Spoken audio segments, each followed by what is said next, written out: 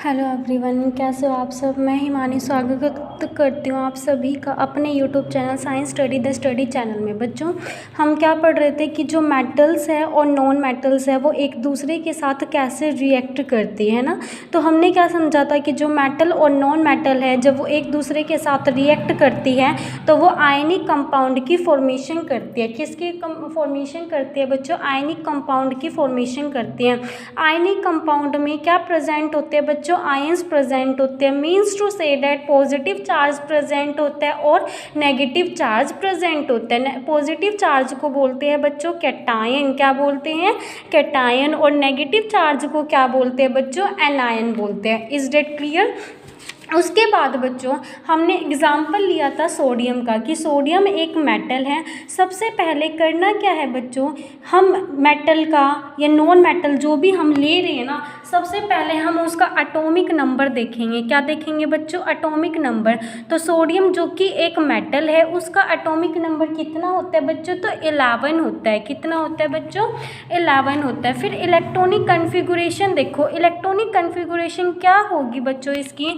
देखो मैम ने बताया था ना, 2 तो इसमें है, के शेल में 8 इसमें और 1 इसमें। तो इलेक्ट्रॉनिक कन्फिगुरेशन शेल्स में होती है KLM।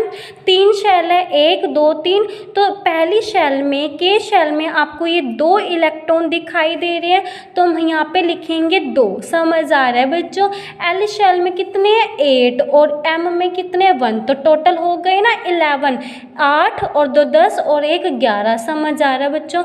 ये होती है इलेक्ट्रॉनिक कन्फिगुरेशन। बोलते किसको है कि जो इलेक्ट्रॉन्स होते हैं ना उसको शेल में एडजस्ट करना ही इलेक्ट्रॉनिक कन्फिगुरेशन कहलाता है। क्लियर बच्चों? मैम क्या बोल रही हैं कि जो इलेक्ट्रॉन्स होते हैं, नंबर ऑफ इलेक्ट्रॉन्स होते हैं, उनको शेल्स में एडजस्ट करना ही क्या कहलाता है? इलेक्ट्रॉनिक कन्फिगुरेशन कहलाता है। ये फॉर्मूला बताया था कि के शेल में 2 इलेक्ट्रॉन तक ही आ सकते हैं, एल शेल में 8 तक आ सकते हैं, एम में भी 8, एन में 18, ओ में भी 18। ठीक है बच्चों? उसके बाद मैम ने ये बताया था जो बीच में ये केंद्र बिंदु होता है ना सेंटर में, जिसको बोलते हैं न्यूक्लियस। क्या बोलते हैं बच्चों? न्यूक्लियस बोलते हैं। इस न्यूक्लियस में प्रोटॉन भी प्रेजेंट होते हैं और न्यूट्रॉन भी। प्रोटॉन की संख्या एटॉमिक नंबर के बराबर होती है, यानी कि सोडियम का जब एटॉमिक नंबर 11 है तो नंबर ऑफ प्रोटॉन भी इस सोडियम एटम में कितने प्रेजेंट होंगे? तो बच्चों 11 प्रेजेंट होंगे। ठीक है? और जो ये कक्षाएं होती हैं जिनको सेल्स बोलते हैं, इनमें देखो ये जो होते हैं इलेक्ट्रॉन्स प्रेजेंट होते हैं। इतनी बात क्लियर हुई या नहीं हुई? अब देखो बच्चों, अब हमें लेना है एक नॉन मेटल। क्या लेना है? Non metal. और नॉन मेटल हमने ले ली क्लोरीन। क्लोरीन क्या है? एक नॉन मेटल है। पहले इसके बारे में भी जानते और फिर हम इन दोनों को, सोडियम को और क्लोरीन को, आपस में रिएक्ट कराएंगे। क्यों? क्योंकि टॉपिक यही है कि मेटल और नॉन मेटल कैसे रिएक्ट करते हैं। ठीक है बच्चों? तो क्लोरीन जो कि एक नॉन मेटल है, सबसे पहले आप मेरे को ये बताओगे कि एटॉमिक नंबर कितना होता है बच्चों क्लोरीन का? Atomic number of chlorine, chlorine का जो सिंबल होता है बच्चों वो Cl होता है। क्या होता है? Cl। और इसका एटॉमिक नंबर कितना होता है बच्चों? 17 होता है। कितना होता है प्यारे बच्चों? 17 होता है। इसकी इलेक्ट्रॉनिक कन्फिगुरेशन क्या होगी बच्चों? Electronic configuration of chlorine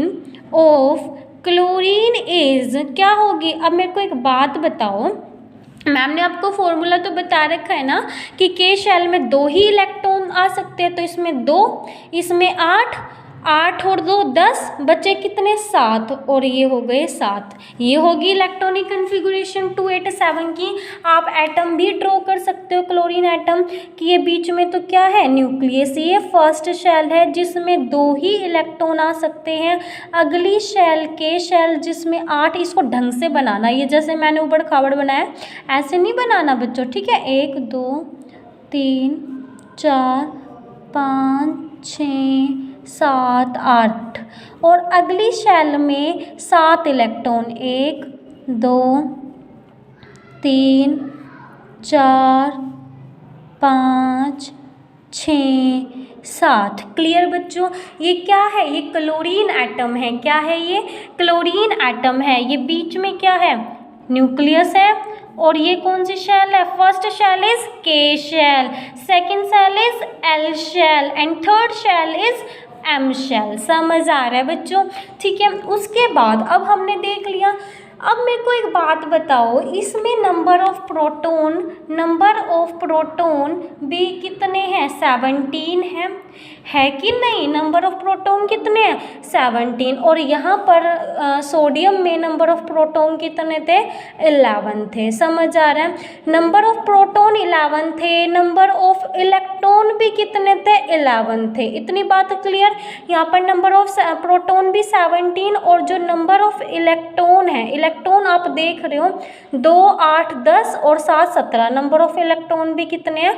17। लेकिन जब आपस में हम बाइंड कराएंगे मेटल और नॉन मेटल को, तो आप देखेंगे कि जो नंबर ऑफ प्रोटॉन है ना, वो तो उतने ही रहेंगे। सोडियम के पास 11 रहेंगे, लेकिन नंबर ऑफ इलेक्ट्रॉन घट के 10 हो जाएंगे। अब क्यों?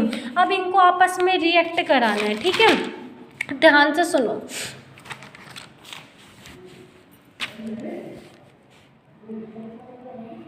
जो सोडियम है, यहाँ पे देखो, अब क्या ये स्टेबल है? मैं तुम्हें फटाफट एक चीज़ बताती हूँ। देखो क्या लिखा हुआ है कि जो सोडियम एटम है ना, उसके पास 1 इलेक्ट्रॉन है उसकी in its outermost shell, उसकी बाहर वाली शेल में। देखो सोडियम की आउटर मोस्ट शेल में 1 इलेक्ट्रॉन प्रेजेंट है, यही बात लिख रखी है। उसके बाद अगर ये अपना एक इलेक्ट्रॉन एम शेल से, if it loses the electron from its M shell तो यही थी कि अगर ये एम शेल से अपना एक इलेक्ट्रॉन लूज कर दे, देन इट्स एल शेल, तब उसकी एल शेल जो है वो आउटर मोस्ट शेल बन जाएगी। तब बाहर वाली शेल को, जब यही ख़त्म हो जाएगा तो बाहर वाली शेल कौन सी रह जाएगी? फिर एल शेल रह जाएगी ना। और एल शेल के पास 8 इलेक्ट्रॉन है। ठीक है, आगे देखो क्या लिखा हुआ है, and that has a stable octet, और फिर इसका ऑक्टेट क्या हो जाएगा? कंप्लीट हो जाएगा। ऑक्टेट कंप्लीट हो जाएगा तो ये सोडियम एटम क्या हो जाएगा? अपने आप में स्टेबल हो जाएगा। मैम ने आपको पहले भी बताया कि अगर किसी भी एटम के पास लास्ट वाली शेल में 8 इलेक्ट्रॉन है तो वही एटम स्टेबल माना जाता है। और 8 मतलब ऑक्ट, और बोला जाता है कि उसका ऑक्टेट कंप्लीट है, मीन्स टू से डैट कि वो एटम क्या है? स्टेबल है। Is that clear? तो यही बोल रखा है कि अगर सोडियम एटम अपनी एम शेल में से एक इलेक्ट्रॉन लूज कर दे तो उसकी जो एल शेल है वो क्या बन जाएगी? इज नाउ बिकम्स का मतलब है अब उसकी एल शेल क्या बन जाएगी? आउटर मोस्ट शेल बन जाएगी। बाहर वाली शेल तो फिर वही रह जाएगी ना अगर एम शेल खत्म हो गई, और वो क्या हो जाएगा? फिर स्टेबल माना जाएगा। और जो न्यूक्लियस है सोडियम का, उसके पास है तो 11 प्रोटॉन, लेकिन नंबर ऑफ इलेक्ट्रॉन कितने रह जाएंगे? अब 10 रह जाएंगे। क्यों? ये तो चला जाएगा यहाँ से, ये तो लूज हो जाएगा। ये वाला सोडियम क्या करेगा? अपने आप को स्टेबल बनाने के लिए अपना एक इलेक्ट्रॉन लूज कर देगा। मेरे को एक बात बताओ, या तो ये ऐसे स्टेबल हो सकता है कि इसको कोई अपने 7 इलेक्ट्रॉन दे दे। 7 इलेक्ट्रॉन अगर यहाँ पे दे देगा, एक तो ये है 7 और 1 8 हो जाएंगे, स्टेबल हो जाएगा। या फिर इसके पास दूसरा तरीका ये है सोडियम एटम के पास कि ये अपना ये निकाल दे, अपना ये वाला इलेक्ट्रॉन निकाल दे, लूज कर दे, फिर लास्ट वाली शेल में 8 बच जाएंगे, फिर ये स्टेबल माना जाएगा। अब मेरे को एक बात बताओ बच्चों, एक इलेक्ट्रॉन देना इजी है या 7 इलेक्ट्रॉन देना इजी है? मैं कहने का मतलब ये है कि इसको कोई अपने, अब मान लो तुम्हारे पास 20 रुपये हैं, ठीक है, और तुम्हें कोई ये कहे कि भाई 1 रुपया दे दो, तो उसमें तो कोई बड़ी बात नहीं है ना, वो तो ईजिली हम दे देंगे। लेकिन कोई कहे 20 रुपये दे दो, तो क्या दे देंगे? हम नहीं देंगे, ईजी नहीं होता देना, नहीं दे सकते। तो वही वाली बात है कि इसको कौन देगा अपने 7 इलेक्ट्रॉन? 7 तो बहुत ज़्यादा है ना, तो ये क्या करेगा? अपना 1 इलेक्ट्रॉन दे देगा। देने की वजह से इसके ऊपर, सोडियम के ऊपर प्लस चार्ज आया। ध्यान से सुनो, बड़े ध्यान से। और प्लस चार्ज देखो, वन को मैथ के अंदर पढ़ते हो ना, वन को चाहे लिखो चाहे ना लिखो, बात एक होती है। यहाँ पर प्लस चार्ज का मतलब है कि इसने अपना एक इलेक्ट्रॉन दिया है, इसी वजह से यहाँ प्लस, ओनली प्लस लगा। समझ आ रहा है। मैग्नीशियम के ऊपर आप देखते हो 2 प्लस का निशान लगता है, क्योंकि वो अपने 2 इलेक्ट्रॉन्स लूज करता है। प्लस का मतलब, देखो बच्चे ऐसे भी कंफ्यूज होते हैं कि प्लस का मतलब है उसने लिया है, ना ना ना, प्लस का मतलब होता है बच्चों उसने डोनेट किया है। क्या किया है? उसने डोनेट, और एक प्लस का चार्ज लगा हुआ है, इसका मतलब है कि सोडियम ने अपना एक इलेक्ट्रॉन क्या किया है? डोनेट किया है। जिसने दे दिया उसका तो दिल बड़ा माना जाता है ना। अब क्लोरीन के ऊपर एक नेगेटिव चार्ज क्यों आता है? देखो 7 इलेक्ट्रॉन है, इसे कोई भी एक ईजिली दे देगा तो ये एक ले लेगा। अब इसके ऊपर कर्जा हो गया, यानी कि ये बेचारा ऋण से दब गया है ना, कर्जा हो गया एक इलेक्ट्रॉन का, इसी वजह से इसके ऊपर एनायन चार्ज आता है, यानी कि नेगेटिव। इसलिए सोडियम को क्या कहा जाता है कि सोडियम एक कैटायन है, क्योंकि वो एक चार्ज डोनेट करता है, और क्लोरीन एनायन है क्योंकि वो एक चार्ज एक्सेप्ट करता है।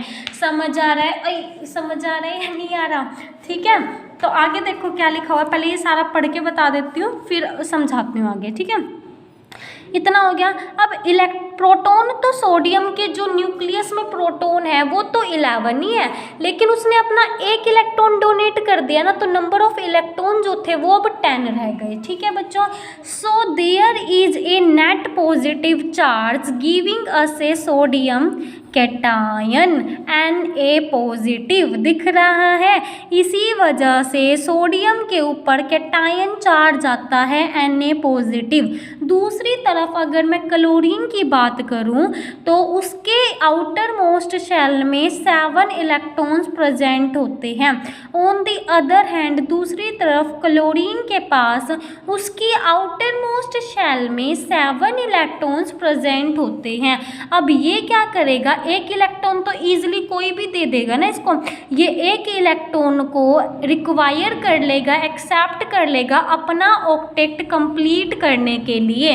अगर सोडियम और क्लोरीन को आपस में रिएक्ट किया जाए तो सोडियम एक इलेक्ट्रॉन दे देगा, कुड बी टेकन दे देगा, लॉस्ट कर देगा, और क्लोरीन उसी एक एटम, उसी एक इलेक्ट्रॉन को एक्सेप्ट कर लेगा जो इलेक्ट्रॉन किसने डोनेट किया है? सोडियम ने डोनेट किया। After gaining an electron, gaining का मतलब होता है गेन करना, ले लेना। ठीक है, गेनिंग का मतलब देना नहीं, गेनिंग का मतलब गेन कर लिया तुमने, ले लिया। लेने के बाद after gaining an electron, electron को लेने के बाद, गेन करने के बाद, अब क्लोरीन एटम जो है उसके ऊपर कौन सा चार्ज आ जाता है बच्चों? तो नेगेटिव चार्ज आ जाता है। कौन सा चार्ज आ जाता है? Negative charge. ठीक है, क्योंकि अब उसके न्यूक्लियस के पास तो प्रोटॉन तो 17 ही है। प्रोटॉन का मतलब होता है जो स्टार्टिंग में होते हैं वही रहेंगे, लेकिन क्या इलेक्ट्रॉन 17 रहे? नहीं, क्योंकि उसने एक इलेक्ट्रॉन एक्सेप्ट कर लिया तो इलेक्ट्रॉन हो गए अब उसके पास 18। समझ में बात आ रही है? This gives us A chlorine, और क्लोरीन कैसा बन गया? एनायन बन गया। क्लोरीन कैसा बन गया? एनायन। जैसे सोडियम कैटायन बना था ऐसे क्लोरीन क्या बन गया? Anion. So both these element, दोनों एलिमेंट ने, सोडियम ने और क्लोरीन में कौन सा रिलेशन है इन दोनों के बीच में? देने और लेने का, गिव एंड टेक का रिलेशन है। गिव माने देना, दे कौन रहा है? सोडियम। टेक माने लेना, टेक कौन कर रहा है? ले कौन रहा है? क्लोरीन। Is that clear? सारा समझ आया जो मैम ने अब तक समझाया आपको? ठीक है, उसके बाद इतना समझ आया पहले। अब ये देखो, इस सोडियम का मतलब क्या है? देखो ये आपको क्लियर नहीं है क्या?